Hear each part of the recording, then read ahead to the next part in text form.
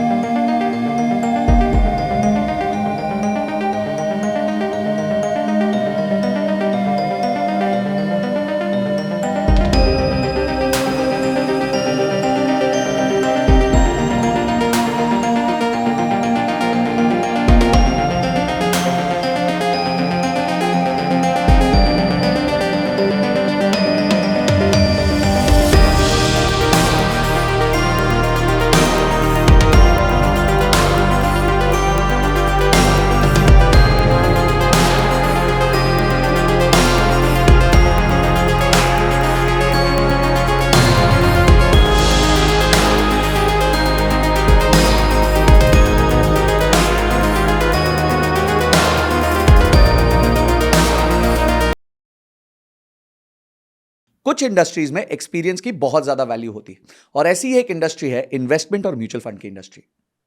आज जिस गेस्ट के साथ मैं बात करने वाला हूं उनका म्यूचुअल फंड इंडस्ट्री में 24 साल का एक्सपीरियंस है। जितने साल की हम एसआईपी करने की सोचते हैं उतने साल से तो वो म्यूचुअल फंड इंडस्ट्री में काम कर रहे हैं। और मैं बात कर रहा हूं आशीष सोमैया, जो कि सीईओ हैं white okay capital. Ashish ji का बचपन कठिन था, बहुत जल्दी उन्होंने अपने फादर को खो दिया था।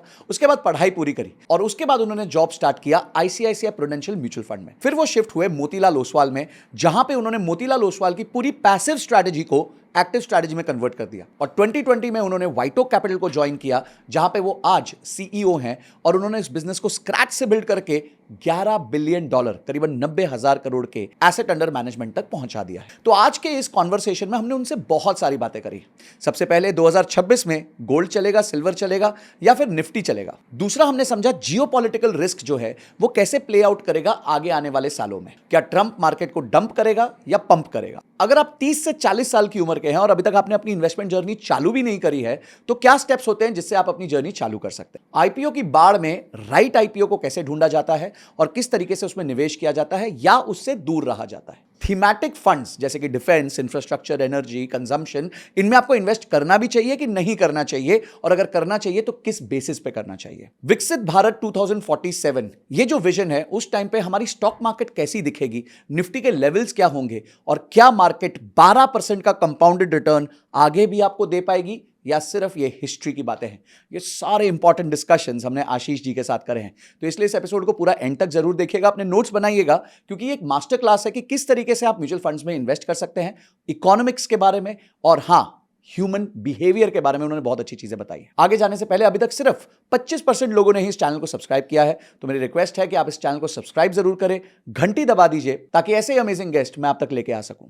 आइए मिलते हैं Mr Ashish Somaiya. Ashish sir, thank you so much, आपने टाइम निकाला। Welcome to Sanjay Kathuria podcast. Thank you, thanks for inviting me, it's a pleasure. Thank you sir. तो शुरुआत करते हैं, 2025 कैसा रहा? अब तो साल खत्म होने वाला है। इन्वेस्टमेंट्स, रिटर्न्स, किस तरीके से इंडस्ट्री ने इस बार मार्केट्स को देखा है और मार्केट्स ने किस तरीके से बिहेव किया है? हाँ, मतलब सो एक्चुअली मैं काफ़ी इन्वेस्टर्स को और वित्तीय सलाहकार जो बोलते हैं, एडवाइजर्स, डिस्ट्रीब्यूटर्स और बहुत ज़्यादा इन्वेस्टर्स को भी मिलता हूँ।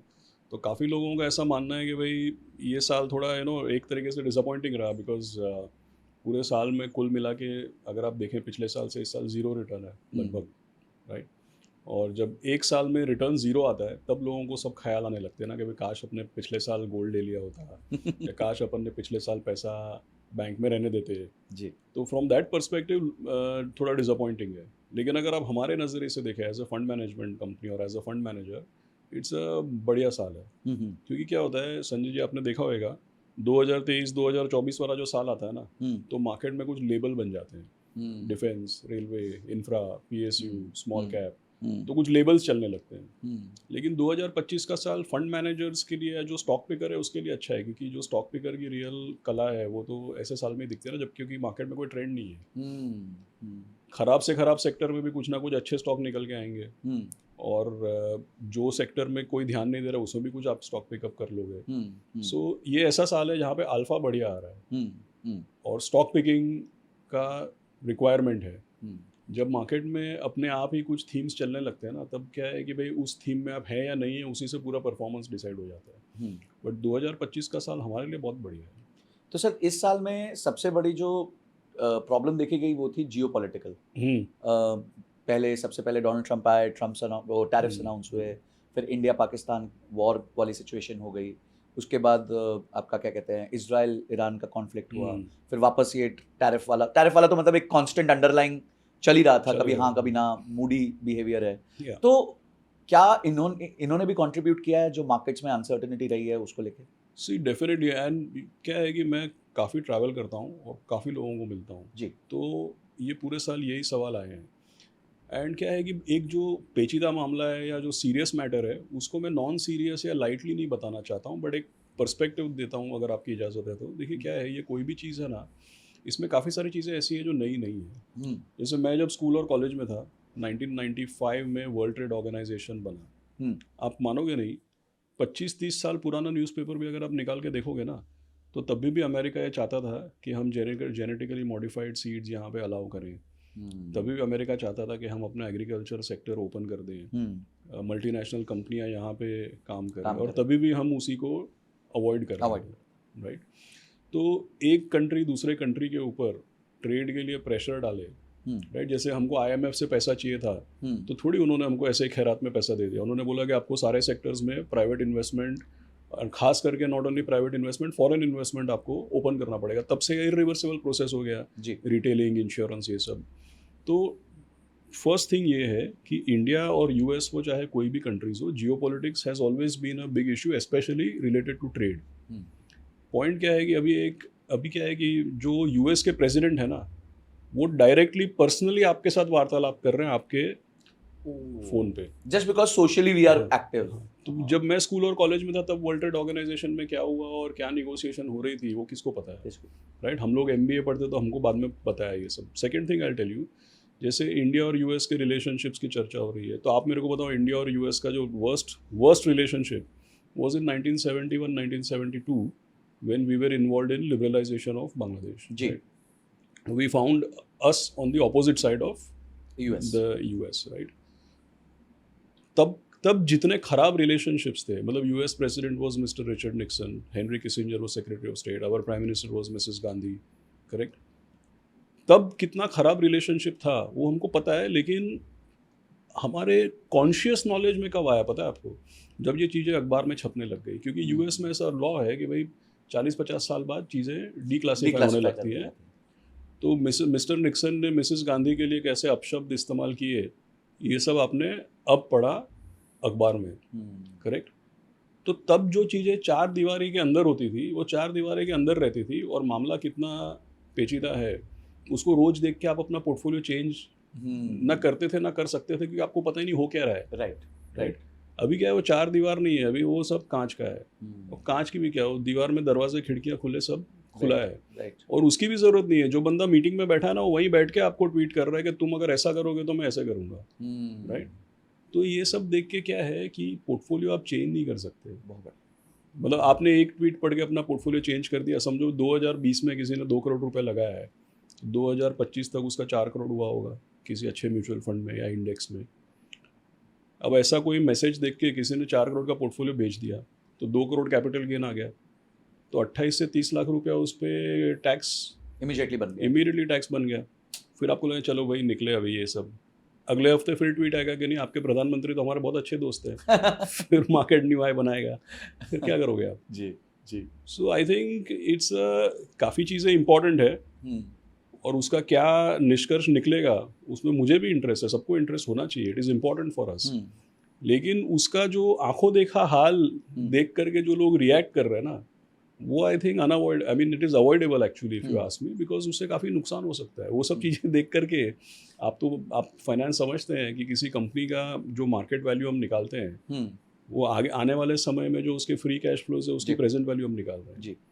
तो ये सब चीज़ों से कंपनियों का वैल्यूएशन या कंपनियों का आकलन आप नहीं कर सकते ऑन अ स्पेसिफिक बेसिस। इससे केवल सेंटिमेंटल चेंजेस होते हैं। आप पोर्टफोलियो बेच दोगे फिर क्या करोगे, फिर खरीदोगे, what will you do. Noise बहुत ज़्यादा रहा, that's the most important thing to keep in mind. एक सर मैंने ये भी देखा जैसे 2024 सितंबर में जो हाई निफ्टी ने बनाया था उससे करीबन 17% का ड्रॉप लिया। यस और आज जब हम बैठे हैं डिस्कशन कर रहे हैं तो it is back to that yes and it has been very silently back to that. Yes. मतलब ऐसे कोई शोर नहीं मचा, गिरते हुए बड़ा शोर मचा और ये रोज कुछ ना कुछ कि ये हो जाएगा वो हो जाएगा, 10% निफ्टी गिर चुका है। We were also trying our best to tell people कि भाई मत रुको एसआईपी मत Correct. रुको, because this is the best time to get into SIP. Absolutely. और आज हम देख रहे हैं कि, और मैंने कहा था देखो मार्केट 26,000 वापस आएगी, किस दिन आएगी ये नहीं पता, Exactly. 1 साल भी लग सकता है 2 साल भी लग सकता है, पर आएगी जरूर। तो सर ये जो पेशेंस वाला गेम है ये लोग क्यों नहीं खेल पाते? What is the reason they are not able to play the patience game? आपने इतने इन्वेस्टर्स के साथ डील कर रहे हो तो क्या बिहेवियरल पैटर्न्स हैं? मार्केट का जो मूवमेंट है ना, इसका मतलब you can make it as complex as you like, you can make it as technical as you wish to. लेकिन एक अगर मैं 30,000 फीट व्यू दूँ तो फर्स्ट थिंग क्या ध्यान में रखना चाहिए कि जब से लिबरलाइजेशन हुआ 32 फाइनेंशियल ईयर निकल गए, 32 फाइनेंशियल ईयर में सेंसेक्स का मोटा मोटी 14% कंपाउंडेड है इंक्लूडिंग डिविडेंड्स। करेक्ट। इसका क्या मतलब है कि 5 साल मोटा मोटी 5 साल में सेंसेक्स पैसा डबल करती है। लेकिन प्रॉब्लम क्या है कि 14% कंपाउंडेड रिटर्न है। प्रॉब्लम ये है कि हर साल अपने ऊपर के लेवल से एक बार 12, 15, 18% गिरता भी है। सो लेट अस से कि आपको मुंबई से दिल्ली ड्राइव करके जाना है तो वैसे तो मेरे ख्याल में 1100-1200 किलोमीटर है, आप 100 किलोमीटर की स्पीड से गाड़ी कहीं कहीं पे चला भी सकते हैं। लेकिन समझो आपको ऐसा रूल दिया कि भाई जितनी बार 100 किलोमीटर खत्म होगा ना उतनी बार रुक के 50 किलोमीटर वापस आना है और फिर से स्टार्ट करना है। तो उसमें ना लोग गड़बड़ा जाते हैं एकदम कि भाई जब 100 किलोमीटर खत्म होगा ना वहाँ पे उतर जाएंगे हम, फिर जब गाड़ी वापस आएगी ना फिर चालू करेंगे। और यही किसी वो को बोले कि होता तू नहीं। 30 की स्पीड पे धीरे धीरे चल सकता है तो हाँ, उसको चलता है, विच इज अच्छा, एफडी। हाँ, कि exactly. वो चलते रहो, वो बैठे रहेगा। लेकिन मेन पॉइंट क्या है कि लंबे अरसे का कंपाउंडिंग 14% है। लेकिन बॉस निफ्टी या सेंसेक्स हर साल अपने ऊपर के लेवल से एक बार 12, 15, 18% गिरता है। लोगों का पैसा निफ्टी सेंसेक्स में नहीं है, स्मॉल कैप मिड कैप में। आप देखो ध्यान से, स्मॉल कैप इंडेक्स हर साल अपने ऊपर के लेवल से औसतन 15, 18, कभी 20-25% गिरना नॉर्मल है। वाओ। इस साल at the worst point small cap index was 23% down. Mid cap index को आप देखो, हर साल अपने ऊपर के लेवल से एक बार औसतन 18-20% गिरना नॉर्मल है। पर ये तो बहुत किसी बड़ी साल में कम, opportunity हो जाती है। किसी साल में कम, किसी साल में ज़्यादा जी। लेकिन लंबे अरसे की कंपाउंडिंग है तो क्या 4-5 चीज़ें फिक्स्ड है। पहली चीज़, लंबे अरसे में मार्केट अच्छी कंपाउंडिंग देता है, कभी 5 साल कभी 6 साल में पैसा डबल होता है, ये है हिस्ट्री है। दूसरा चीज़, हर साल अपने ऊपर के लेवल से एक बार डबल डिजिट गिरता है, ये भी पक्का है। जब न्यू हाई बनता है तब लोग कैसा बर्ताव करते हैं ये भी फिक्स्ड है, जब गिरता है तब लोग कैसा बर्ताव करते हैं ये भी फिक्स्ड है। जी। तो क्या चीज़ फिक्स नहीं है? अभी हम लोग 2025 में मिल रहे हैं तो हम लोग ट्रम्प साहब और टैरिफ की चिंता कर रहे हैं, लेकिन अगर हम 2024 में मिलते तो हम लोग कोएलिशन पॉलिटिक्स की चिंता कर रहे होते ना। अगर 2023 में मिलते तो वेस्ट एशिया और इजराइल की चिंता कर रहे होते। 2023 के शुरुआत में मिलते तो हम लोग सिलिकॉन वैली बैंक की चर्चा कर रहे होते। 2022 में मिलते तो $129 तेल की चर्चा कर रहे होते। रशिया यूक्रेन की चर्चा, उसके पहले रशिया यूक्रेन, उसके पहले second wave, Omicron, first wave. So point क्या है, लंबे अरसे में मार्केट कंपाउंड करती है, हर साल ऊपर के लेवल से एक बार गिरती है, गिर के उठती है तो लोग कैसा बर्ताव करते हैं, गिरते हैं तो लोग कैसा बर्ताव करते हैं, ये सब फिक्स्ड है। एक ही चीज़ फिक्स नहीं है कि इस अगले साल का कौन से सब्जेक्ट में पीएचडी करने का, वही फिक्स नहीं है, बाकी सब फिक्स्ड है। Right. So it's a normal, this is how the market works. That is why some people make money and some people don't make money. जी। और आपने सही बोला कि पता है हर साल गिरने वाला है तो एसआईपी वाले के लिए तो उससे अच्छा कोई बेटर ऑप्शन ही नहीं है ना। But if you see sir, उसी time the inflows to SIP reduced, the SIP closure ratio जिसे हम कहते हैं वो बहुत Yes. बढ़ गया था, बहुत सिग्निफिकेंटली बढ़ गया था। Yes. We tried our level best but I think लोग शायद अभी तक वो बिहेवियरल चेंज आया नहीं है। हाँ मतलब see that is very difficult ना यार, मतलब behavioural change is extremely difficult because इतने बड़े बफेट साहब हैं, इनका भी most famous statement is not about return on invested capital और free cash flow, is most famous statement is about greed and fear, right. Economics जिसको essentially left brain या science वाला सब्जेक्ट माना जाता है, इकोनॉमिक्स में भी अभी बिहेवियरल इकोनॉमिक्स का पूरा अलग स्ट्रीम है, और इकोनॉमिक्स का नोबेल प्राइज भी बिहेवियर स्टडी करने वाले को दिया गया। सो it's not easy. Some people make a lot of money because most people cannot control their behavior. That is the whole point. Sir इस बार के जो बेस्ट फंड मैनेजर रहे हैं वो हमारी मम्मी रही हैं क्योंकि उन्होंने हर बार गोल्ड अक्यूमुलेट किया। एक वही थी जो कभी भी 25,000 पे भी उनको गोल्ड सस्ता लगता था, 30 पे हम सबको लगता था गिर जाएगा, नहीं नहीं खरीदते रहो खरीदते रहो खरीदते रहो खरीदते रहो। तो I think they have been the best fund managers for this year. I think we should award them all our mothers. But jokes apart sir, कहते हैं ना जैसे इस बार सिल्वर को गोल्ड मेडल मिला है और गोल्ड को सिल्वर मेडल मिला है in terms of returns, because silver has given the most outstanding returns this year. तो सर ये इस चीज का क्या फ्यूल था? मतलब किसी ने कभी, खासकर गोल्ड के लिए, सिल्वर तो वॉलेटाइल एसेट क्लास रहा है, पर गोल्ड के लिए कभी किसी ने सोचा ही नहीं था एक साल में 60% 55% रिटर्न देगा। और क्या आज के बाद इस तरह के रिटर्न्स एक्सपेक्टेड है या वापस, मतलब what is your view personally और your funds view on gold and silver? So see, हम लोगों का व्यू एक्चुअली वन और two things I will clarify. आपने बोला इसके पीछे का रूट क्या रहा होगा, right? See 2022 when the Russia Ukraine war happened, you must have seen that Mr. Biden was president of US, and the first thing that they did, they froze the, I think, some $350 billion worth of Russia's reserves were frozen, right? Because Russia, अगर अपने surpluses वो park कर रहे हैं in US treasuries, तो it's a implicit faith, correct? But अगर आप उनके reserves freeze कर दोगे, उसको inaccessible कर दोगे, then that's a loss of faith. And of course they were cut out from that international banking system, you know, SWIFT system, पैसा transfer करना, they were cut out from the international financial system and their reserves were frozen. Now that is a message to many other countries कि भाई अगर आप US के wrong side पे अगर आप रहोगे तो आपके साथ भी ऐसा हो सकता है। तो मैं ये क्या है कि ये सारी चीज़ें अपने को पता नहीं है, मतलब मैं ऐसा ना हो कि हम अनरिलेटेड चीज़ों को जोड़ रहे हैं, ऐसी बात नहीं है, लेकिन हकीकत तो ये है कि हमारे जैसा शांति प्रिय देश है, हमारी आरबीआई भी गोल्ड खरीद रही है लगातार 2 साल से, and China of course is reported, Poland and so many countries it is reported they have been buying gold, क्योंकि यूएस की इकोनॉमी और यूएस का मार्केट नहीं, यूएस का जो इकोनॉमिक कंडक्ट है उसकी वजह से लोग थोड़ा परेशान हो गए, and they started diversifying and central banks are you know big buyers. Second thing, अगर आप देखोगे कि भाई डॉलर डिप्रिशिएट हो रहा है, यूएस जो वर्ल्ड की सबसे बड़ी इकोनॉमी, सबसे बड़ा स्टॉक मार्केट है, इसका फ्यूचर पे लोग क्वेश्चन मार्क लगा रहे हैं, जियोपॉलिटिकल कंसर्न्स हैं, यू नो, इसकी वजह से अगर आप सोचोगे कि भाई you know people will look for other, and ऐसा नहीं है कि केवल गोल्ड एंड सिल्वर, आप देखिए क्रिप्टो में भी काफ़ी डाइवर्सिफाई हुआ है। कुछ जगहों में आप देखिए तो रियल एस्टेट, अगर आप मिडिल ईस्ट का रियल एस्टेट देखें, फॉर एग्जांपल यूएई का, right, if you see UK for example, many European countries, Middle Eastern countries, money has gone into real estate, gold, oil, silver, cryptos. So हर तरीके का diversification हुआ है। Generally speaking, जब लोग US पे सवालिया निशान लगाते हैं जनरली, तो पैसा निकल के इमर्जिंग मार्केट्स में जाता है, और इमर्जिंग मार्केट्स में तेजी होनी चाहिए, लेकिन क्या है कि इमर्जिंग मार्केट्स पे भी टैरिफ और जियोपॉलिटिक्स का क्वेश्चन मार्क था। इसकी वजह से पैसा प्रेशियस मेटल्स, ऑल्टरनेटिव एसेट्स, ये सब में गया है।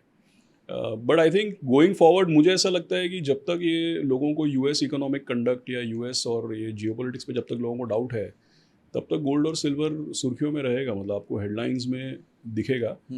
बड़ा मूवमेंट हो चुका ऑलरेडी, इफ यू आस्क मी।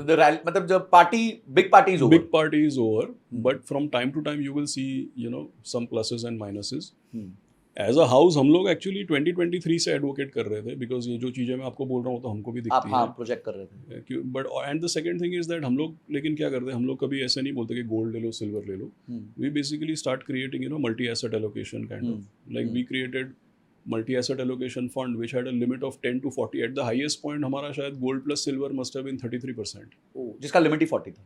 हाँ, yeah and then we started to, अगर अब हम 2026 में गोल्ड और सिल्वर को देखेंगे, तो गोल्ड और सिल्वर में अगर आपको किसी निवेशक को एलोकेशन बताना हो, तो वो कितना % उसको गोल्ड करना चाहिए, कितना % सिल्वर करना चाहिए? So actually is a very interesting question. See what I feel is that there are, see मतलब फाइनेंशियल प्लानिंग होती है, सबके रिस्क रिटर्न एक्सपेक्टेशन वगैरह होते हैं, वो है अपनी जगह पे है, लेकिन अगर आप मेरे को थोड़ा जनरलाइज करने की इजाज़त दे तो मैं हमेशा बोलता हूँ कि there are 2 types of investors जी।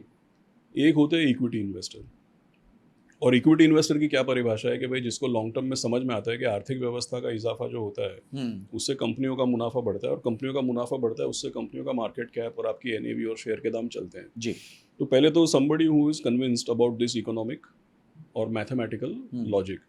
दूसरा चीज़, इक्विटी इन्वेस्टर वो है जो अपने इन्वेस्टमेंट्स पे आमदनी के लिए निर्भर नहीं है। तीसरा चीज़ कि भाई जिसको समझ में आता है कि कभी 100 का 80 या 70 हो जाए तो रात की नींद नहीं उड़नी चाहिए। जी। आपने किसी को बताया इक्विटी में पैसा लगाओ, जो ही मार्केट गिरता है आपको पहला कॉल क्या, right? So people who have taken care of these things I would call them as equity investors. But there are many people who say they are equity investors, they cannot tolerate downside. जैसे अरे 2025 का पूरा साल निकल गया, return हमारा zero, हाँ, इससे अच्छा तो मैं एफडी में डाल देता हूँ, राइट? तो अरे अच्छा, तो so there are certain people who whatever they may say they are not actually at heart, they are not actually equity investor। जी। तो अगर आप इक्विटी इन्वेस्टर नहीं है तो आपको जरूर एसेट एलोकेशन चाहिए। देखिए, इक्विटी में जीरो होना ये लग्जरी कोई अफोर्ड नहीं कर सकता है। Everybody has to have some exposure to equity. लेकिन if you are not out and out 100% equity investor, then you have to be asset allocated investor. तो मतलब आपका भाई 50% इक्विटी होएगा। अब जिसका 50% इक्विटी है और जो बेसिकली इक्विटी के वॉलेटिलिटी से डरता है, उसके पोर्टफोलियो में फिर 15% गोल्ड होना चाहिए। Got it. क्योंकि अकॉर्डिंग टू मी, मैं हमेशा बोलता हूँ लोगों को कि भाई गोल्ड के ऊपर व्यू लेना ज़रूरी नहीं है, लेकिन अगर आप इक्विटी इन्वेस्टर हैं तो आप इतना समझो कि इक्विटी में टाइम टू टाइम वॉलेटिलिटी आएगी, आपका नीचे जाएगा, वैल्यू गिरेगा। उस समय में जो प्रेशियस मेटल्स या जो भी अनकोरिलेटेड एसेट्स हैं उससे आपकी वॉलेटिलिटी और डाउन साइड प्रोटेक्ट होएगा। So people who are asset allocated investor ना, उनके पोर्टफोलियो में 10, 15, 20% गोल्ड होना चाहिए। लास्ट एक डिस्क्लेमर है मेरा, अपना कॉन्वर्सेशन सुन के कल सुबह गोल्ड लेने पहुंच जाए ऐसा नहीं होना चाहिए। जी जी। अगर हमारा बात सुन के कोई एसेट एलोकेशन चेंज करता है तो भाई वो भी आने वाले 2 साल में धीमे धीमे करना चाहिए। Got it.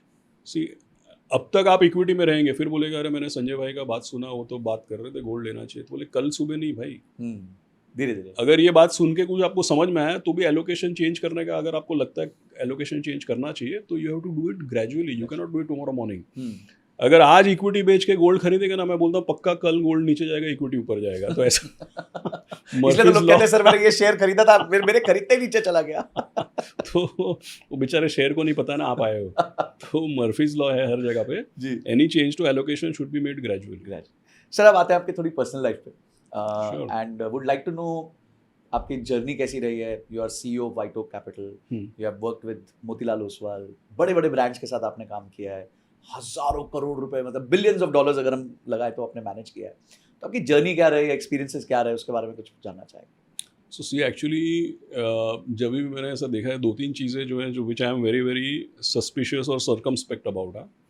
सो कई बार अगर आप किसी को पूछते हो ना कि भाई आपका कैसा जर्नी है, आपने क्या किया, तो कई बार लोग बहुत ही परफेक्ट आंसर देते हैं कि भाई देखो मेरे को तो यही करना था हमेशा, तो मैंने पहले ये किया, फिर ये किया, फिर ये किया, फिर हाँ, वो सब रबिश है। ऐसा स्टोरी किसी का बिलीव करना मत। I don't think Steve Jobs भी कहता है कि we can only connect the dots in the hindsight. Exactly. तो क्या होता है कि there is a series of forks on the road, you choose one, you skip one, you choose one, you skip one, right?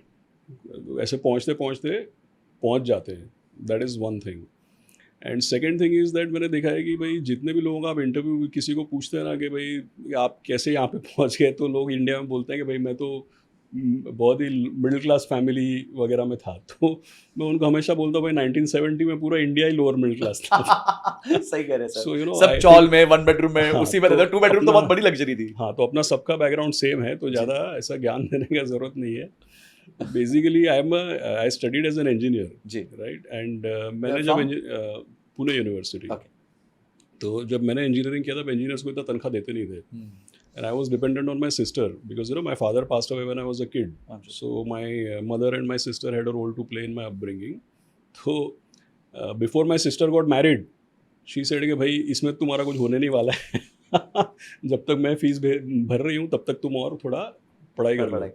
So then I did masters in finance. I studied in NMIMS. Oh, nice. And then when I was studying in NMIMS, so through some connect, because I was studying, तो summer training का time आया. So through my sister or somebody, we called and we reached out to the HR in ICICI Mutual Fund. Okay. फिर भी आप trainee वगैरह, हाँ हम trainees लेते हैं, तो बोले इनका इंटरव्यू करो, मतलब somebody reached out, so they called me for an interview. then they gave me some project, then they felt that I'm a good kid, मतलब कि भाई project वगैरह ठीक कर दिया, then I got onboarded on the roles after working. So that's how I got into mutual fund industry. ऐसा मतलब कोई मुझे 1999 में ऐसा किसी ने बोला नहीं था कि this is the sunrise industry, ऐसा कुछ शायद फ्रेज भी नहीं था तभी, इंडिया में बहुत ज़्यादा सनराइज इंडस्ट्रीज थे नहीं तभी. जी. But yeah, so I think it's a series of coincidences. But now, then of course, 26 years I've done the same thing, so I enjoy what I do. तो सर उसके बाद मोतीलाल आपने कब ज्वाइन किया, Motilal Oswal? So I joined 2012 तक मैं ICICI में था. Okay. I had 2 stints in ICICI, but 2012 तक मैं ICICI में था. And Jan 2013 I joined Motilal Oswal as a CEO. And how many years were you there? Almost 8 years, like from say 2nd Jan 2013 till I think 10th August 2020. Wow. So 7 years and 8 months or whatever. तो sir वहाँ तो 2 legends हैं, Mr. Motilal Oswal himself and Mr. Ramdev Agarwal. Of course. So I'm sure you must have had the good fortune of working with them. Oh yes, no तो doubt. क्या learnings रही हैं और दोनों कैसे अलग है, because obviously humans different होते हैं, तो क्या अलग-अलग बातें थी और क्या आपने बेस्ट सीखा उन दोनों से? So I'll tell you the commonalities, like first of all, big thinking and big vision, big thinking, strong execution, right? मैं ऐसा मेरा after now that I been working for so many years, मैं हमेशा लोगों को बोलता हूँ कि कंपनियाँ 2 तरीके की होती हैं. कुछ कंपनियाँ पावर पॉइंट पे चलती हैं, कुछ कंपनियाँ एक्सेल पे चलती हैं. याद आ गया कॉर्पोरेट मेरे को, मेरा 16 साल का स्टिल याद आ गया. In corporate life. So I think that's a company which works which is very execution focused. So you can, maybe we might use PowerPoint once in a year, but we use Excel. Which Because means tracking the and numbers move. Numbers move, and ultimately what do we produce when we run a business or when we conduct a business? What do we produce? We produce data, right? And the data is basically the MIS कि भाई आप कुछ भी करो यार, ultimately शाम तक दिखता है ना क्या किया तुमने. Right. So I think that there is a strong execution focus. Then I'll give you an example that both my ex-bosses, they both are fabulous, avid readers. Avid readers. I think they must be reading between them. Each of them must be reading 2-3 books in a month, if I'm not wrong. Wow. Maybe more, not less. Any books they gifted you?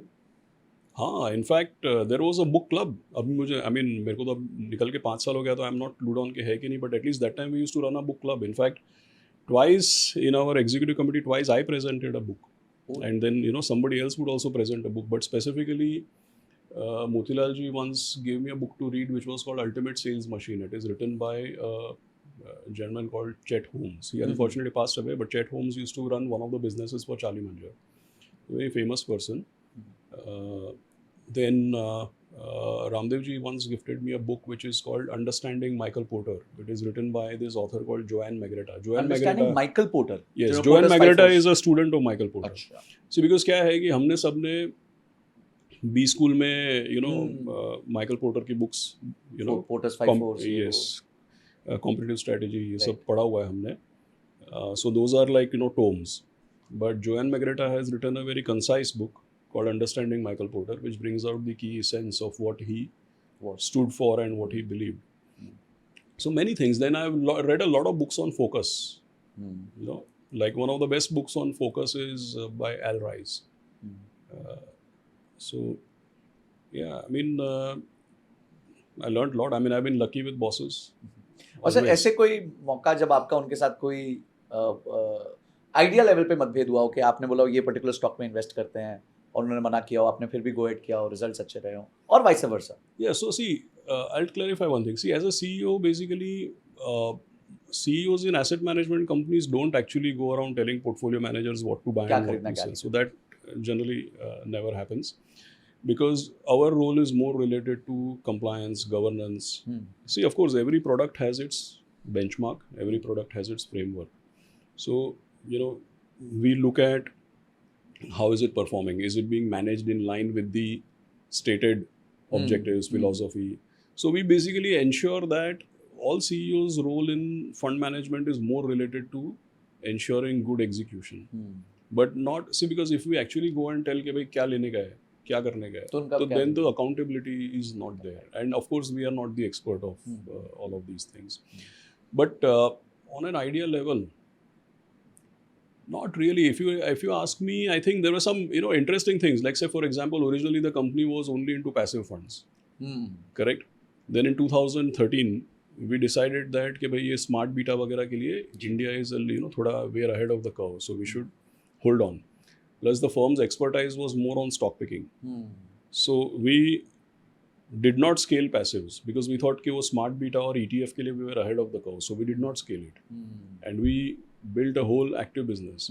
But by 2018 we were involved, I was involved in again relaunching the passive.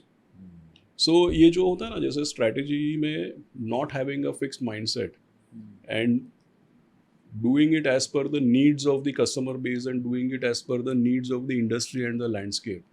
So in any business na, you should be able to not have not get wedded to a particular mindset and ability to take a turn where it is required.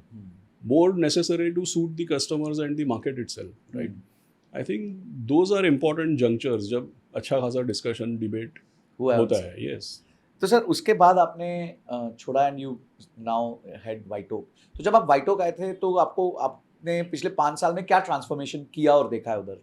What have you seen there? Yeah, so see, जैसे I said, I have been lucky in terms of bosses and promoters. Like our founder is Prashant Khemka. He's a visionary leader. अगर आप देखेंगे जैसे till 2017 he was CIO for Goldman Sachs for emerging markets. In about 8 years, he has built a business which is now we are about $11 billion. And I think lesser known factor, it must be if you see single country, people raising money all over the world, investing into India as a single country, it must be one of the largest investors. $11 billion. Yeah. The business give or take 1 lakh crores. Yeah. So more than 6 billion is raised abroad. 6 billion is raised abroad, invested in India. Another 1 billion raised all over the world, invested in emerging markets. And 4 billion we are domestic, which is our mutual fund, PMS, AIF, all of those things. So I think, see, 2020, I was recruited in White Oak by Prashant to actually set up domestic business. Got it. Because predominantly it was a global business. फिर यहाँ पे हमने mutual fund और domestic business set up किया. So, and it's a, one of the largest investment teams in the country. So, जिसको बोलते हैं ना professional fund management, institutional grade fund management, like managing money for sovereigns, pension funds, institutions all over the world, how is it exactly done? So a lot of those learnings. A very different company. Sir जैसे मोतीलाल ओसवाल में एक thesis चलती है QGLP. Yes. Right? तो वो उनका एक kind of आधार है पूरे पोर्टफोलियो कंस्ट्रक्शन. Absolutely. इसी तरह वाइट ओक का QGLP क्या है? What is their thesis? See, it has 2 legs or 2 important pillars. जी.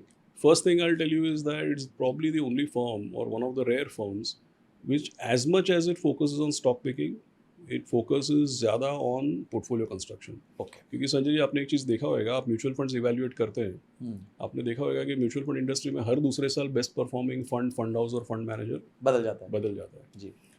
वो क्यों होता है पता है? क्योंकि ऐसा नहीं है कि भाई वो फंड मैनेजर्स का स्किल सेट या कॉम्पिटेंसी के ऊपर कोई क्वेश्चन मार्क है. द पॉइंट इज दैट जब मैक्रो एनवायरनमेंट है ना, मैक्रो एनवायरनमेंट मतलब कोविड आया, यूक्रेन रशिया वॉर आया, यूएस के टैरिफ्स लग गए, कभी तेल का दाम बढ़ गया, कभी तेल का दाम घट गया, रिजर्व बैंक की क्रेडिट पॉलिसी चेंज हो गई, गवर्नमेंट का PSUs के ऊपर का फोकस हट गया या चेंज हो गया, प्रायोरिटीज चेंज हो गई. तो क्या होता है जब कोई ना कोई मैक्रो इकोनॉमिक पैरामीटर चेंज होता है ना, तो कौन सा स्टाइल, कौन सा सेक्टर, कौन सा फैक्टर चलेगा, ये भी चेंज होता है. इसका मैं आपको सिंपल एग्जांपल देता हूँ. 2019-20 में कोविड आया, तो जब कोविड आया तो भाई जितने लोगों के पोर्टफोलियो में फार्मा, IT, कंज्यूमर, जो हाई क्वालिटी डिफेंसिव पोर्टफोलियो है, ये सब टॉप पे आ गए. 2021 के एंड में यूएस ने ब्याज दर बढ़ा दी और रशिया ने यूक्रेन को अटैक कर दिया. तो इसके बाद तेल, metal, commodity, defence, PSU, defence, ये सब चलने लगा. अब क्या है कि 2021 तक जो टॉप में था ना, 2022 के बाद से वो गड्ढे में आ गया. और जो 2021 तक गड्ढे में था, 2022-23 में वही ऊपर आ गया. अब बेचारे वो तो जो कर रहे थे वही कर रहे थे. होता क्या है कि everybody has a preferred style. कोई बोलता है I am a growth manager, कोई बोलता है I am a value manager, कोई बोलता है आई एम लार्ज कैप, कोई बोलता है आई एम स्मॉल कैप, कोई बोलता है कि प्राइवेट लो लेना चाहिए, PSU लेना नहीं चाहिए, कोई उल्टा बोलता है सस्ता लेना चाहिए. लेकिन जो हमारा बेंचमार्क है ना BSE 500, इसका कोई जाति धर्म कुछ नहीं है. BSE 500 is everything. उसमें growth, value, defensive, cyclical, domestic, export, large, mid, small, PSU, private, सब कुछ है. ब्यूटीफुल. सो BSE 500 को बीट करने के लिए जो पोर्टफोलियो कंस्ट्रक्शन करते हैं ना, we ensure that our portfolio construction is very scientific and very very balanced. तो हमारा पोर्टफोलियो भी, so how do you construct a portfolio to beat the index consistently? Everybody talks how do you construct a portfolio to suit their beliefs and their philosophy, but nobody is talking how to build a portfolio to beat the index consistently, because the competition is with the index. True. Right? You may have, see, you and me personally will have any sets of beliefs. आप बोलोगे कि PSU लेना चाहिए, मैं बोलूँगा नहीं लेना चाहिए. आप बोलोगे कि भाई सस्ता लोगे तो पैसा बनता है, मैं बोलूँगा नहीं संजय जी देखो कितने स्टॉक 50 PE है, उसमें भी पैसा बन रहा है. जी. वो सब किसी काम का नहीं है. इंडेक्स, अपना कंपटीशन आपके या मेरे विचारधारा पे नहीं है ना, कंपटीशन तो इंडेक्स से है. बहुत तो भाई इंडेक्स को बीट करने के लिए पोर्टफोलियो कैसा होना चाहिए? सो what we do is we build portfolios which is something which is called factor balanced or factor diversified. Okay. So our portfolio is synced with the index, but it is 60-70% active. Okay. जैसे मैं ये बोलूँगा ना कि our portfolio is balanced, लोगों को लगे अच्छा है तो इंडेक्स है. सेक्टर्स, फैक्टर्स और स्टाइल्स, उसमें इंडेक्स से बैलेंस्ड है. Okay. लेकिन इंडिविजुअल स्टॉक पिकिंग लेवल पे इंडेक्स से 60% अलग है. तो इसको थोड़ा सा अगर डीप डाइव करें, हाँ. तो BSE 500 में कोई भी एक एग्जांपल ले लीजिए, रिसेंट आपने जो कंपनी में इन्वेस्ट किया हो, जहाँ बड़ा स्टेक डाला हो, तो उसका अगर हम थीसिस डिफाइन करें तो आई थिंक और हमारे को समझ आ जाएगा. So it is not, so see what I'm talking about, portfolio construction is not at a stock level, it is at a sector and a factor level. So I'll give you an example. जी. अब देखो पिछले 2-3 साल में सब लोग क्या बोल रहे हैं, आईटी तो लेने का नहीं है, आईटी तो अभी डेड सेक्टर है. जी. राइट. तो इसका क्या मतलब है कि सबके पोर्टफोलियो में मोटा मोटी नहीं होना चाहिए, बट इंडेक्स में 9% आईटी है. सही कह रहे हैं. So if you are a thinker in White Oak, what you will say, yes, people are saying it's not good, doesn't look good, see what US is saying, yes, the top down thesis looks bad, but the index has 9% in IT. And even in the worst of sectors, there will be, my job is to look for outperformance or relative performance. तो देखो जब IT नहीं चला है ना, परसीवली नहीं चला है, पिछले 1 साल कोई भी डिजिटल फंड देख लो, उसका रिटर्न पॉजिटिव है. नहीं, return is positive. There are many small, in 2024, many small cap, mid cap IT stocks have given fantastic returns. So what we will do is that we will not get caught up with the top down view. We will not take macro bets. We will say that okay, अगर ये sector अच्छा नहीं कर रहा है तो हो सकता है कि इसमें आइडियाज़ कम निकल के आएंगे. समझो सेक्टर अंडर परफॉर्म कर रहा है तो इसमें आइडियाज़ कम निकल के आएंगे, लेकिन फिर भी अगर सभी पिग्मी है ना तो भी टॉलेस्ट पिग्मी को पकड़ के लाओ. समझ गया. आप देखो I'll give you a more practical example. 2018, 2019 में जी pharma was a hated sector. Every time people were looking, अरे इसका 483 आ गया, इसका प्लांट बंद हो गया, ये रेट बढ़ गई हो गया. तो 2017-18 फार्मा 2015 में पीक हुआ, 2017-18 it was a hated sector. How will you have pharma in your portfolio before Covid hits? Only if you are somebody who is disciplined के पे बेंचमार्क में 6% है ना, राइट. सो आप यूएस फेसिंग या बड़े फार्मा कंपनी मत लो, लेकिन 2018-19 domestic pharma companies they did very very well. Got it. So the only way you could have entered COVID with a reasonable pharma exposure is if you were a disciplined investor who kept an eye कि भाई my competition is with the benchmark, not with my personal opinions. That's very beautiful. ये बहुत बहुत बढ़िया बात है, क्योंकि आप कह रहे हैं लूजिंग सेक्टर में भी विनर्स ढूंढे जा सकते हैं. Of course, because and see, you are again and again I'm repeating that there is a reason why there is an index, correct? And our job is to beat that index. इसलिए तो active fund बने. That is why there are active funds. If I beat the index by saying खाली value चलता है यार सस्ता लेने का, भाई वो बराबर है, लंबे अरसे में ऐसा होता होगा, लेकिन इंडेक्स में तो 50% ग्रोथ है, 50% वैल्यू है, राइट. अगर कोई बोलता है कि free cash flow, return on equity more than 15%, अच्छा कंपनी लो लेके बैठ जाओ तो आपका अच्छा बनेगा, करेक्ट है. लंबे अरसे में शायद होता होगा, बफेट साहब ने भी बोला अरे भाई लेकिन 3-6 महीने, 1 साल, 2 साल तो मार्केट में गधा घोड़ा सब चलता है. ऐसा किसने बोला कि मार्केट में समझो कि free cash flow, return on equity ये सब देख के ही काम होने वाला है और यही चलने वाला है? तो फिर why is it that from time to time अभी 2023-2024 में तो खाली ऑर्डर बुक चल रहा था, कौन फ्री कैश फ्लो देख रहा था? एक कंपनी को ऑर्डर आया, उसने एक्सचेंज में डाला तो 20% ऊपर, राइट. तो उसमें कौन सा फ्री कैश फ्लो है? ऐसा कोई ज़रूरी नहीं है. Market sometimes rewards. So we have to be mindful of the market composition and not just what we believe in the long term. Everybody will have a thesis, but you have to beat the index, no? तो आप कह रहे हो कि emotions और fundamental दोनों को play करना है. एक इमोशंस हो गया शॉर्ट टर्म में Yes. और फंडामेंटल्स हो गया कि लॉन्ग टर्म में. So it is not so much about the emotion. Ultimately, in the long term, fundamentals will drive. जी. But now my point is that whatever my personal opinion may be, or whatever the top-down macro view may be, ultimately under all conditions, I have to beat the index. So I have to be mindful of the index composition and accordingly construct the portfolio. पर इतनी objectivity sir होती है fund managers में. ये तो मतलब what you are stating is very very ideal word. Superb question. Objectivity रखने के लिए you should be mindful of benchmark. See, मतलब अपने गोल को बार बार देखते रहो. हाँ, of course. See, the thing is that if I think, let us say you tell me कि आशीष ये सेक्टर बहुत खराब है, नहीं चलने वाला है. हाँ. Then I say, yes, you know, we have 6 analysts in this sector. They are covering 100 companies, and by and large, what you're saying is right. पर चार हैं फिर भी मेरे But there are few things which are outperforming, which will look like they will stand out, right? So then मैं उनमें बैठ कर लूंगा. you will have to. So that is what you will look at, right? And that is the only way you will have stuff in your portfolio which is likely to outperform in the future. Otherwise, you'll always be chasing the past. Right. Otherwise, you will get caught up with the momentum. That is very important. So, while stock picking, we have 35 analysts covering more than 1,000 companies. So, hamara bhi forte is stock picking, and we do a lot of good work on. You must be reading. There are so many times, first time a company comes where we are anchor investor, Right, or right. in fact in our AIFs we are a pre-IPO investor, like long earlier. So we do a lot of hard work, bottom up coverage of companies.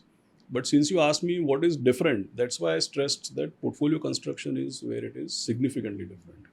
नहीं, ये बहुत मुझे सुन के बड़ा अच्छा लगा ये thesis कि इतना ऑब्जेक्टिविटी अगर कोई लेके आ जाए अपने अप्रोच में कि भाई मेरे लिए बेंचमार्क भगवान है, अब बस ये इसको मेरे को बीट करना है, मतलब ये मेरे लिए Exactly. वो है, ये मेरा गोल है, अल्टीमेट गोल है, ये मेरी वो मछली की आंख है. सर अब क्या है कि मेरी जो ऑडियंस है मेजरली वो सिंसियर है और करीबन 35 से लेके 50 के रेंज में. Of course. ब्रॉडली मेरी एज ग्रुप भी है एंड ब्रॉडली आपकी एज ग्रुप भी है. सर क्या होता है कि पीछे जो भी आज 40 के आसपास हैं उन्होंने निवेश नहीं किया, उनमें काफ़ी लोगों ने निवेश नहीं किया. काफ़ी लोगों को फर्स्ट टाइम रियलाइज हुआ, अच्छा यार हमने तो पूरी बस ही मिस कर दी, पूरी जर्नी खत्म हो गई, 10 साल से हमने पैसे नहीं डाले, शुरू में घर ले लिया, EMI भर रहे थे, फिर बच्चों का लोड आ गया, फिर मतलब life happened. Life happens, yes. And today I'm sitting and I've heard of this term called financial independence. मुझे भी चाहिए, मुझे भी नौकरी पे नहीं जाना है सुबह 9 बजे, मुझे बॉम्बे के ट्रैफिक में नहीं फंसना है. सर एक आज 40 साल का व्यक्ति अगर अपना पोर्टफोलियो कंस्ट्रक्ट करना चाहे तो उसको किस चीज़ों का ध्यान रखना चाहिए, कैसे क्रिएट करना चाहिए? I think that जो आपने बोला ना, for any middle class or any working professional, जो आपने बोला वो हकीकत है ना, because say, you know, when people get married, they are like, you know, busy providing, you know, busy. I think it's by and large true कि भाई 40 साल के बाद ही तो लोगों के पास surpluses और, you know, सोचने का ये आता है कि भाई अब पैसा कैसे लगाएं. So I don't see anything to get alarmed with that, correct? Second is that I think nowadays people do end up making money sometimes a little bit faster than what it used to be in the past. Because अभी क्या है कि there are certain sectors which are growing faster. There are entrepreneurial opportunities. There are some people having stock options. Some people become entrepreneurs. So there are many things, right? So nothing to get disheartened. I mean, I think by and large people must be really, कोई बोले या ना बोले, people must be starting in 40s only. That is my sense. The thing is that there is nothing late about it. Second important thing is that कि भाई the day you realize and you start, the sooner you start. Right? The sooner you start, the better it is. There is no doubt about it. But I think what people should keep in mind is that there are ways to do better relatively. Correct? जैसे आपको मैं example देता हूँ, अभी हम लोग बात कर रहे थे हर साल मार्केट गिरता है. मैथ्स और साइंस बाद में आता है, बिहेवियर सबसे ज़्यादा इंपॉर्टेंट है इसमें. Correct? So when you start saving, if you do certain smart things, right, let's say you are doing an SIP. अब जितने लोग SIP करते हैं उसको एवरेज रिटर्न आने वाला है जी. लेकिन अपने को मालूम है कि भाई हर साल ऊपर के लेवल से मार्केट गिरता है. जब भी मार्केट गिरता है तब आपने अगर 2 इंस्टॉलमेंट ज़्यादा लगा दिए या 3 इंस्टॉलमेंट ज़्यादा लगा दिए तो your return will be sip on dip जैसा. Sip on dip, yeah. Your return will be actually higher than the average. And the only way to get above average is to invest more when the market is down. और जबकि उल्टा होता है. करते लोग उल्टा है. हाँ. तो भाई चलो आप लेट स्टार्ट कर रहे हो तो बट कम से कम at least you know you can avoid going through the mistakes which people anyway go through in their early stages. Correct? So you mentally program yourself कि भाई, and you know there are ये जैसे flexi STP होता है, ये सब काफ़ी सारे इंडस्ट्री में भी ऐसे प्रोग्राम चीज़ें हैं कि भाई जब मार्केट इतना गिरेगा तो अपने 2 इंस्टॉलमेंट ज़्यादा लगने चाहिए या जी। अपना ज़्यादा पैसा लगना चाहिए. I think these are the things to really take advantage of. The other thing is that you know lot of people they get a bonus or something in once in a year, right? Now if you are starting in your 40s, then I think all of those bonuses and all become extremely very very important. Correct? तो उसको wisely कैसे लगाया जाए, correct? Like I have seen that lot of times people must have taken some home loan. Ji. They are in a hurry to repay the home loan. अब यार आपको bonus आ रहा है, आपका होम लोन चल रहा है 8% पे, आपको बोनस आया, आपने होम लोन रीपे कर दिया, चलो ठीक है, अगले महीने से EMI उतना कम कटेगा. लेकिन एक चीज़ समझोगे भाई, आपका होम लोन 8-9% पे चल रहा है, लंबे अरसे में इक्विटी म्यूचुअल फंड और SIP और ये एवरेजिंग का किस तरीके का एक रिटर्न तो वो बन शायद सकता है. 10-11% दे देंगे और एक कंपाउंड भी कर देंगी. एग्जैक्टली. डबल फायदा. So I think that being very mindful कि भाई कब इन्वेस्ट कर रहे हैं, कितना इन्वेस्ट कर रहे हैं, कितना डिसिप्लिन से इन्वेस्ट कर रहे हैं, ये जो ऑप्टिमल डिसीजंस लेना कि भाई लोन रीपे करना नहीं करना, कितना चलाना नहीं चलाना, I think some of these things will become extremely important. And last thing I would say is that कि भाई इन अ जल्दबाजी में लाइक वो बोलते हैं ना कि भाई जो लोगों ने 10 साल में किया है मेरे को 3 साल में करने का है, that thought process will not work. It will be making you prone to more mistakes. तो ऐसा नहीं है कि भाई ये अगला जो नेक्स्ट सेक्टर चलने वाला है वो ले लो, स्मॉल कैप ले लो. I think being in the same set of diversified reasonably safe investments, you just have to have better conduct, better behavior and better emotional control. I think that is a real winner. तो मतलब basically वापस घूम फिर के बात सारी psychology और इन सब चीजों पे ही आ I गई. personally think it is the most underrated. मतलब उसके बारे में अभी चर्चा ज़्यादा होने लगी है, but I personally think that जितना लोग सोचते हैं उतना मैथ्स और साइंस है नहीं इसमें. जब बिहेवियर है, इट्स फुल्ली बिहेवियर. मैंने आपको बताया ना जो क्या चीज़ें फिक्स्ड है और क्या चीज़ें फिक्स नहीं है, राइट? I mean, अगले साल अगर हम लोग यहाँ पे मिलेंगे तो हम ट्रम्प साहब और टैरिफ की बात नहीं करेंगे. I can bet you it will be another subject. कोई और स्टोरी आ जाएगी मार्केट में गर्म करने के. 100%.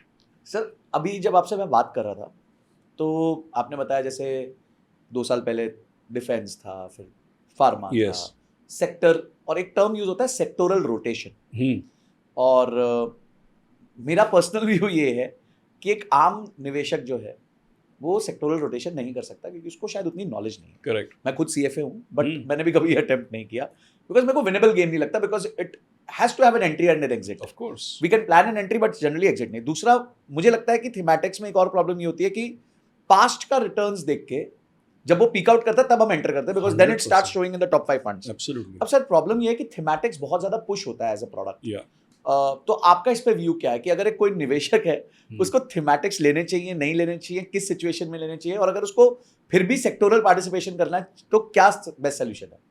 सो there are many things in this. Very interesting question actually. देखिए इसीलिए हम लोग, मैं पहले just for a moment if I step back, इसीलिए मैंने बोला कि बेंचमार्क देखना चाहिए. क्यों मैंने बोला था? क्योंकि that is a implicit admission के सेक्टर प्रोजेक्ट या प्रेडिक्ट करना पॉसिबल नहीं है. कर पाते हर साल 2 साल, हाँ. तो क्या है कि that is why we maintain कि भाई कौन सा सेक्टर चलेगा वो सब फोरकास्ट मत करो जी. तुम हर सेक्टर में रिलेटिवली बेटर स्टॉक पिकिंग करो. और जहाँ पे आइडियाज नहीं आएंगे वहाँ पे अपने आप अंडरवेट हो जाएगा, जहाँ पे भरपूर आइडियाज आएंगे वो अपने आप ओवरवेट हो जाएगा. That is how we do it. But coming to your important question, so there is a tacit admission that you can't forecast which sector will work next. That's the first point. Second point is that since you cannot forecast, जैसे English में एक proverb है या statement है कि भाई you to shoot where the rabbit will B.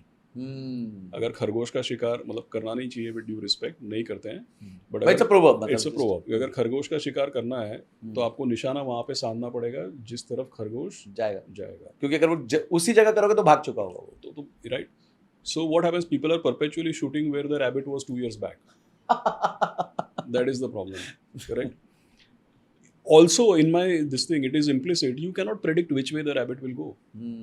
So ये statement से एक ही चीज सीखना है कि कहाँ पे जाएगा वो नहीं मालूम है, लेकिन कहाँ पे था वहां तो पक्का नहीं शूट करना है. समझ गया. Right. Very well. Anything that you want to do, so if you tell me to pick a sector, you say कि भाई अपना सब रखो साइड पे, मेरे को बताओ. तो if you put a gun to my head instead of the rabbit, if you put a gun to my head and tell me which sector to pick, then I will say pick the one which nobody cares about. Definitely don't pick which is hot.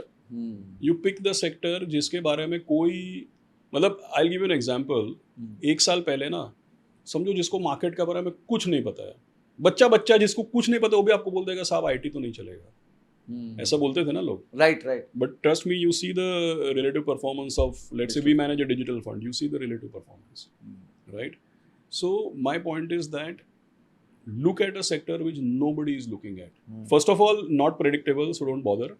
But if you insist on doing it, then do what nobody else is doing. This is so Contra. simple, so simple, so You have to beautiful. be- you have to कि be भाई जो contra. चल चुका है उस वो पे तो पक्का चले नहीं जाना. वो तो पक्का नहीं. बट सर यहाँ पे एक छोटी सी थीसिस और है कि ट्रेंड इज योर फ्रेंड. तो जनरली लोग कहते हैं कि जो चल रहा है उसी पे चलाओ क्योंकि वो तो लंबा चलेगा ही चलेगा. तो ये भी एक एनालॉजी रही है. तो does it not work in this? But see people who are, मेरा नॉलेज इतना नहीं है इसमें, लेकिन जो people who are trend followers, they must be identifying the trend at a certain stage, at a certain point. Okay.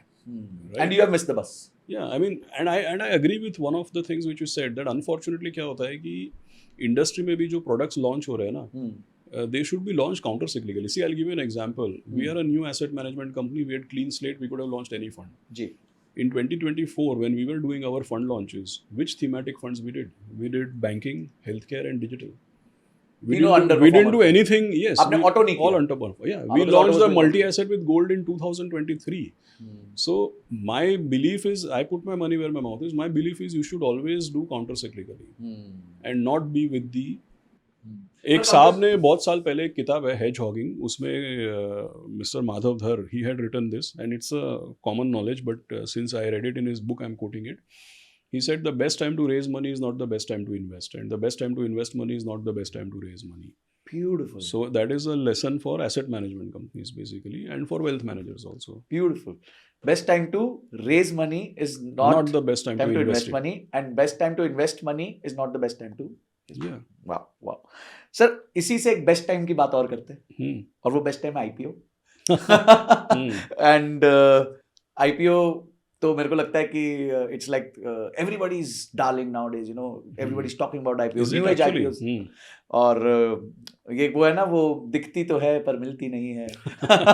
तो वो वाली सिचुएशन होती है. तो आपका आईपीओ को लेके क्या, बिकॉज यू तो आर क्यूआईबी, तो आप तो इंस्टीट्यूशनल बुक, एंकर बुक्स में जाते हैं, बट एक आम निवेशक के एंगल से do you suggest them to participate in this frenzy और stay out of it? Not really. See, I think that retail investors, if they see, they have to look at it. The real answer is they have to look at it case by case. I am not a fan of any generalization. Okay. जैसे एक proverb है ना, that क्या proverb है वो? Necessity is the mother of all invention. Necessity is the mother of all invention. ऐसा proverb है ना. तो मेरा एक personal proverb भी है that generalization is the mother of all discrimination. Okay. Well said. So इसीलिए I am not a fan of generalizing at all. And that is what my company also does. We evaluate case by case. Case by case. But I'll tell you a few things which are very cliched. Like one thing which people will say, IPO में नहीं करना चाहिए because the promoter is selling.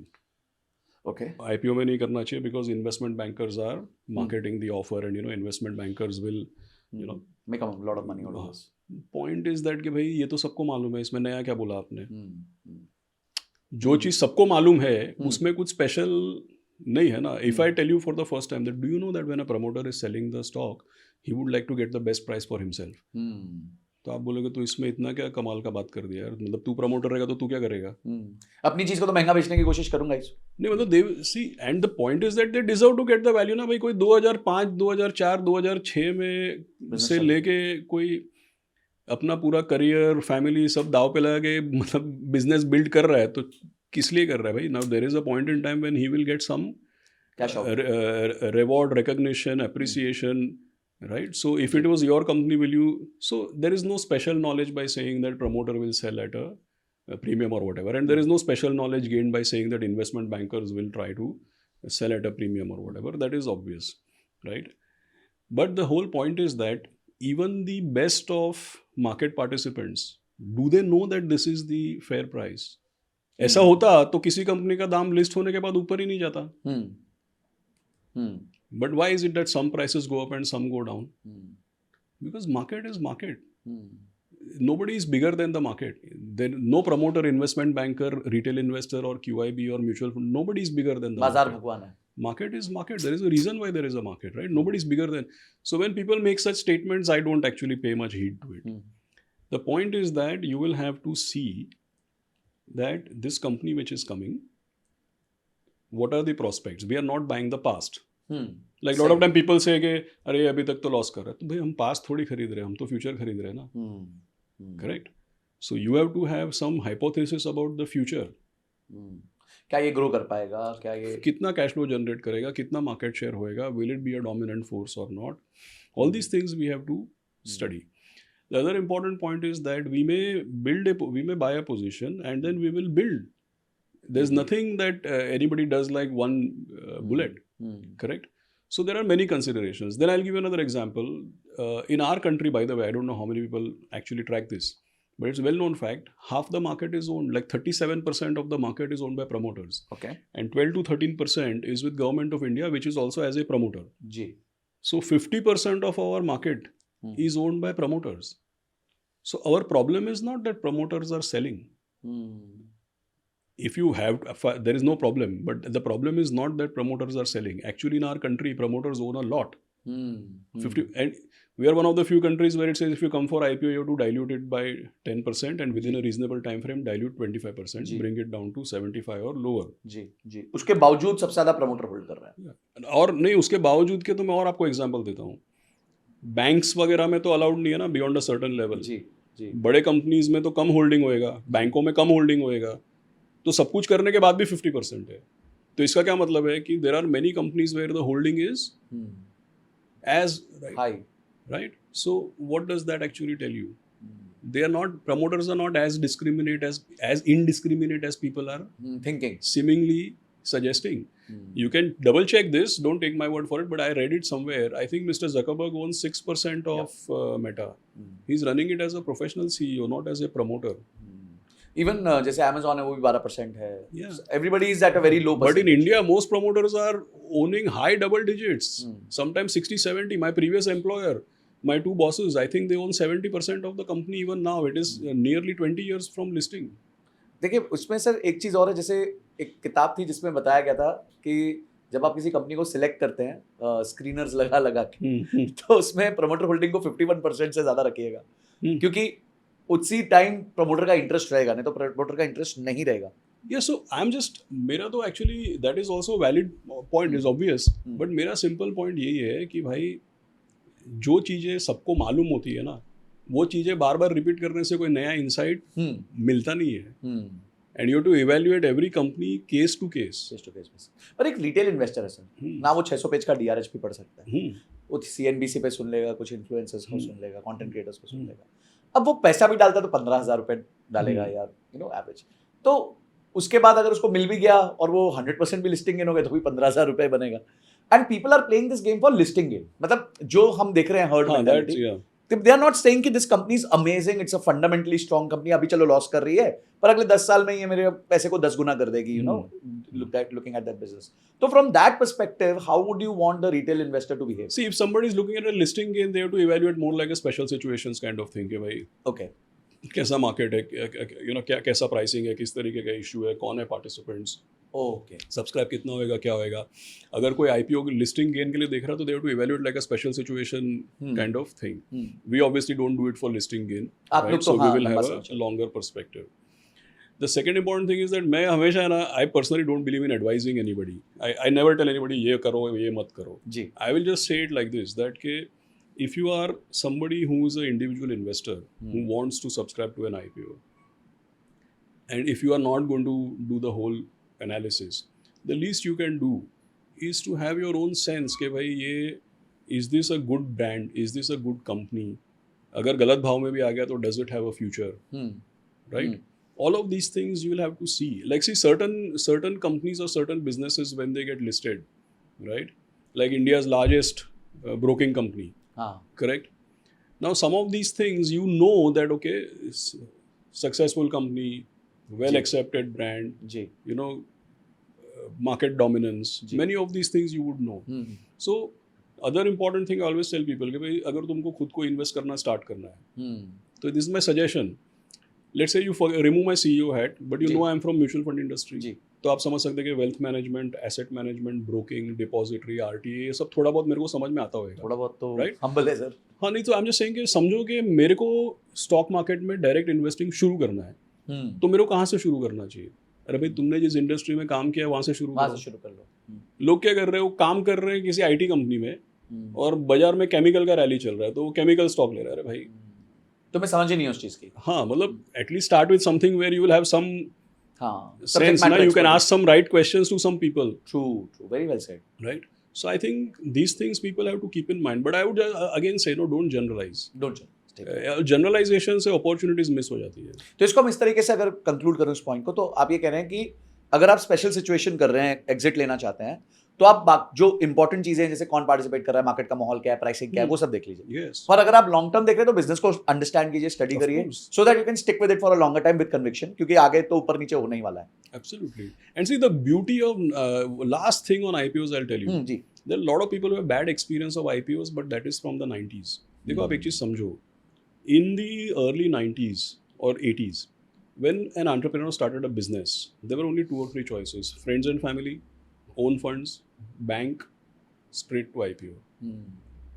But now we are in 2025. In the last 10 to 15 years, venture fund, growth fund, pre-IPO fund, crossover fund, mutual fund, insurance, Family pension offices. fund, family offices.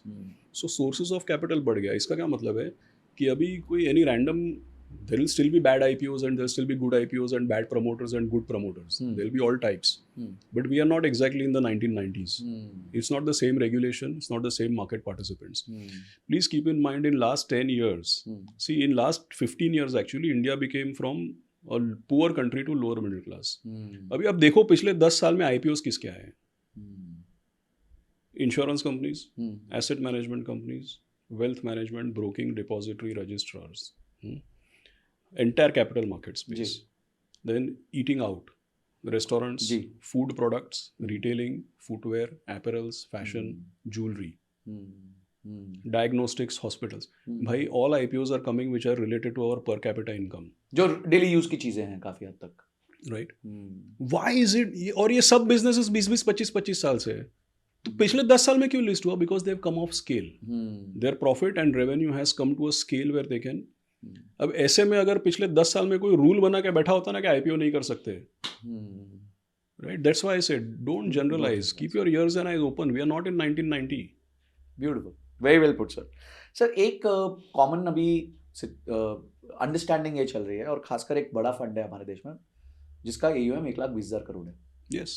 Parag Parekh flexi cap fund, and it is done phenomenally well, great fund manager, great track record, कोई भी deny नहीं करेगा। पर अब है ना, बात ये होती है कि वो फंड इतना बड़ा हो गया है कि अगर उसको पैसा डालना है तो बहुत बड़ा स्टेक कंपनी में लेना पड़ेगा, फ्री फ्लोट इतना नहीं है। Do you think as a CEO also when you speak to your team, कहीं आपको लग रहा है कि इंडिया में कंपनीज की कमी हो गई है, AMCs बहुत आ गई है, या अभी वो सिचुएशन नहीं हुई है? नहीं। See, I'll tell you a few things. मैंने से कंपनीज आने से अच्छी companies, Investment opportunities. Investment opportunities. We are in a sweet spot. Investment opportunities are rising by the day. Before you asked the question itself, I gave you sectors के sectors मैंने एक example दी थी। मेरे ख्याल में 600 से ज़्यादा IPOs आए होंगे पिछले 10 साल में। जी।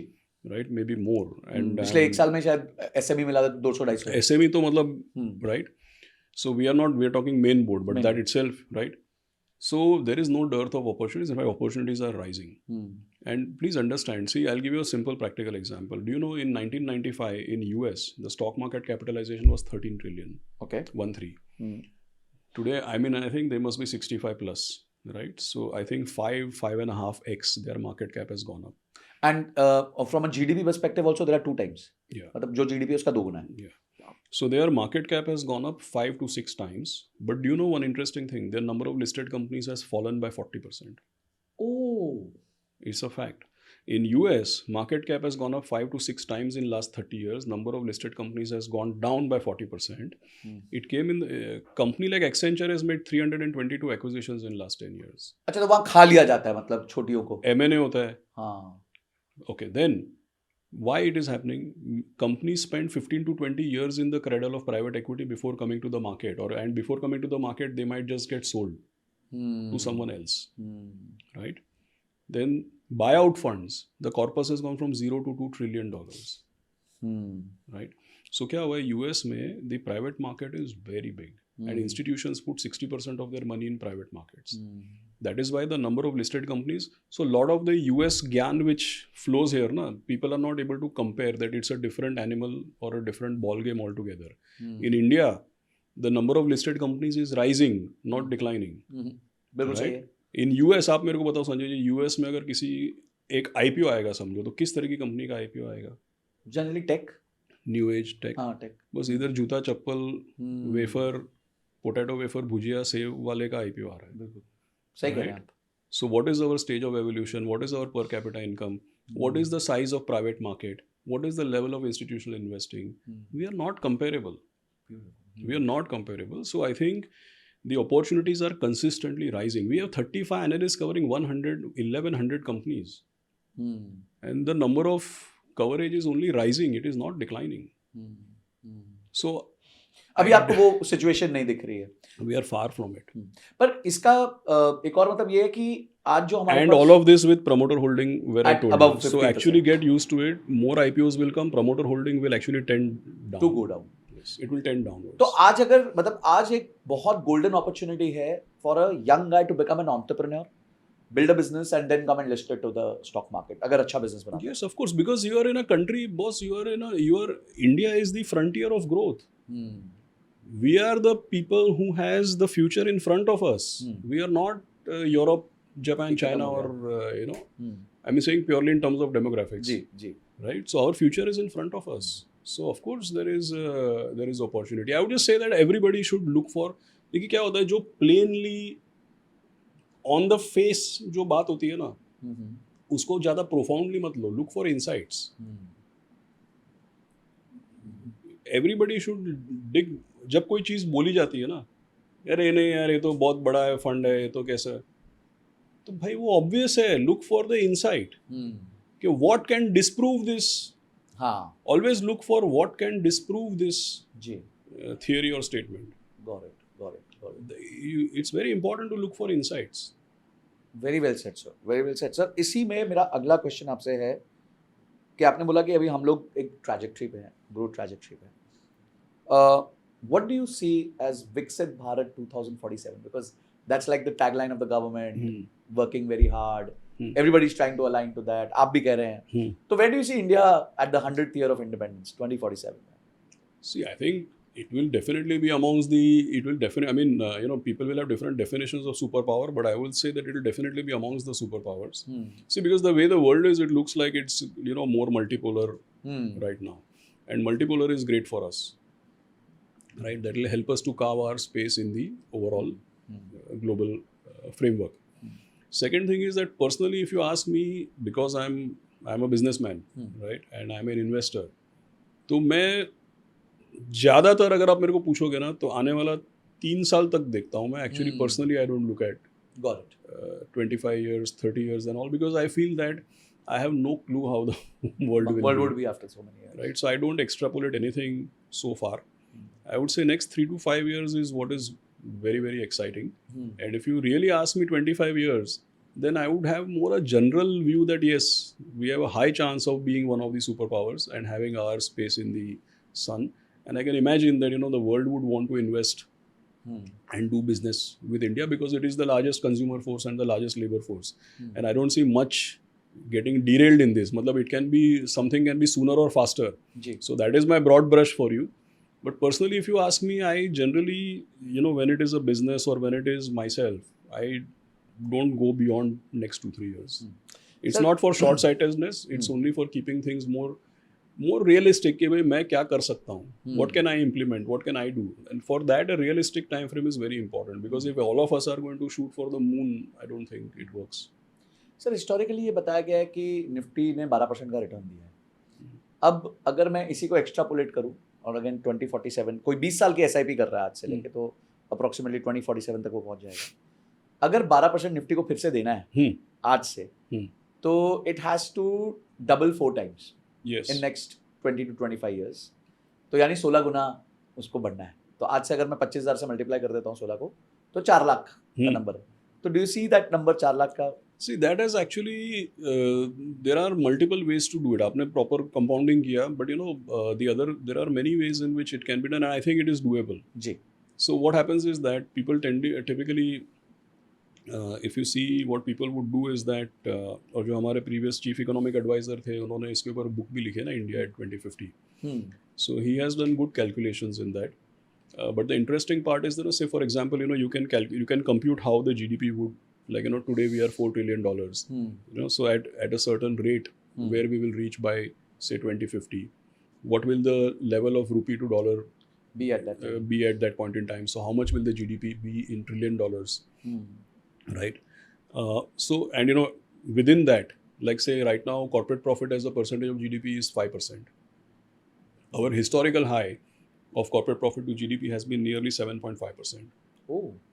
In a globalized economy like US, corporate profit to GDP is 12 to 13%. Wow. So you will have by 2050 in US dollar, you will have some notion of what is your GDP, and from that you can derive what proportion of GDP would translate into corporate profits. And what of that will be? And then that corporate profit pool, you say, but what P multiple to give it so that you arrive at the market cap. Right. So at $4 trillion GDP, and with whatever we are, say Nifty is 25,000. So 4 trillion GDP, 5% of that is corporate profit. Right. So actually, if you see 4 trillion, we are say 350 lakh crores of GDP, and 5% we are say 15-16 lakh crores or 17 lakh crores corporate profit. Market cap is approximately say 400 lakh crores, right? So you will say that, okay, 21, 22 times or 23 times trailing is the PE on an entire this thing. So you can calculate it that way. और आपको लगता है उससे एक chance है कि हम वो नंबर अचीव करें? So you will always see, actually you will the numbers will be big. That's why I said the future is in front of us. But I think why I brought it back to next 3 years and all is because then you are aiming for bite size. You are looking at what I can realistically do. आप tactical हो सकते हो जब आप 3 साल के horizon में देखो. You can be more realistic in terms of execution. Yeah. Sir, इस पूरे इकोसिस्टम में आपको एक ऐसी क्या चीज दिख रही है जो आपको लगता है थ्रेट है पूरे हमारे ग्रोथ में? मतलब what are those few things which could derail this entire growth story for us, which we need to avoid? Yeah, see, I think that if you really ask me, generally people look lot at governments and politics and all those kinds of things. They are very, very important. Like the politics, the politico-economic framework, all of that is very, very important. But what I feel is that individually, if people focus on few things, which is that how I can get better, how I can focus on education, discipline. I think those things, because as a country, culture is also important. It's not, we are, everything that we are is not because of the government or the, the government has played a fabulous role in the last few years, correct? But all said and done, the execution and the opportunity is for the individuals. So I think the whole, as a society, as a culture, how we conduct ourselves, that is, I think, the most crucial. जैसे पता है कभी-कभी कोई बोलता है कि भाई we should work hard for 16 hours, 18 hours. उस पे बहुत काफ़ी वाद विवाद होता है. जी. Correct? I think those things we should stay away from. The reality is that next 20-25 years is our productive best. Because our entire, bulk of our population will be in working age. Ji. So that is our productive best phase. In that period when we are productive best, the government needs to ensure that there are opportunities and economic canvas available to everybody. But at the same time, the people out there, they also need to capitalize. क्योंकि ये 20-25 साल में अगर हम लोग ने अपना productive best को leverage नहीं किया, तो उसके बाद ना, see, put it differently, all countries age over a period of time. The question is, do they become rich before they become old? That is what one needs to keep in mind. Wow. So I hope that we become at least middle class or upper middle class before we all become old as a country. Because if a country becomes old by the time it is lower middle class, then the future is very bleak और government पे बहुत pressure रहेगा उस चीज़ में. Yeah, then the whole society will not be in the right shape. Sir, AI has been the buzzword, और हमने देखा AI companies individually 5-5 trillion की हो चुकी हैं. US बहुत forefront पे है, China बहुत attacking mode में है उसमें. इंडिया अभी कहीं नजर नहीं आ रहा है AI पूरी गेम में. So do you think this will be a disadvantage for the country, or do you think we still have to go a long way before we can get ourselves AI ready? It's even too for early entrepreneurs? too early to pronounce that it will be a disadvantage or that we are a loser. Okay. Yes, I mean, on innovation, maybe few things, all of us are responsible for it. But I think on innovation, maybe few things, if we were ahead, it would have been good. But I think it's too early to pronounce. I don't think there is any loser or anything like that. In fact, what can always happen is that if you are not the first one, but if you can do better or if you can do different, then also there's It is no better. harm, right? So aisa, I don't think that anything is missed permanently. I think that even if we are second out of the blocks or third out of the blocks, but if we can do differently and if we can do better, it would still play out. Plus also, let's not forget that we are the largest market. जी. Correct? Whether it is employment, whether it is consumption, whether it is labor, we are the largest market. So we are in a space where we will get opportunity to contribute and catch up. Great sir, I think मेरी तरफ से मैंने बहुत सारे आज आपसे सवाल पूछे Thank you. और मुझे बहुत अच्छे जवाब मिले, एंड मुझे लगता है कि आपके इस एपिसोड के बाद बहुत मैसिव लोगों को क्लैरिटी मिलेगी. तो thank you so much sir for coming down and Thank you. Giving us time and being on Sanjay Kathuria show. Thank you. My pleasure. तो गाइस, अगर आप यहां तक पहुंच गए हैं तो बात बड़ी सिंपल है, आपने एपिसोड को पूरा देखा है. आपकी की लर्निंग्स क्या रही है मुझे कमेंट सेक्शन में जरूर बताना. आपको ये एपिसोड वैसे कैसे लगा उसके बारे में भी जरूर बताना. पसंद आया हो लाइक जरूर करना, एटलीस्ट अपने 5 से 6 दोस्तों के साथ शेयर जरूर करना, ताकि उनको भी म्यूचुअल फंड इंडस्ट्री के बारे में, इन्वेस्टिंग के बारे में और पर्सनल बिहेवियर के बारे में समझ आ सके. हम अपने पॉडकास्ट में क्या इंप्रूव कर सकते हैं उसके बारे में भी हमें राय जरूर दीजिएगा, और किन गेस्ट को देखना चाहते हैं उसके लिए हमने गेस्ट फॉर्म दिया हुआ है, उसको भर दीजिए और हम उन गेस्ट को रीच आउट करेंगे और कोशिश करेंगे उनको अपने पॉडकास्ट पे लाने के लिए. जाने से पहले सब्सक्राइब का बटन जरूर दबा देना. This is Sanjay Kathuria signing off till the next episode. जय हिंद, जय भारत.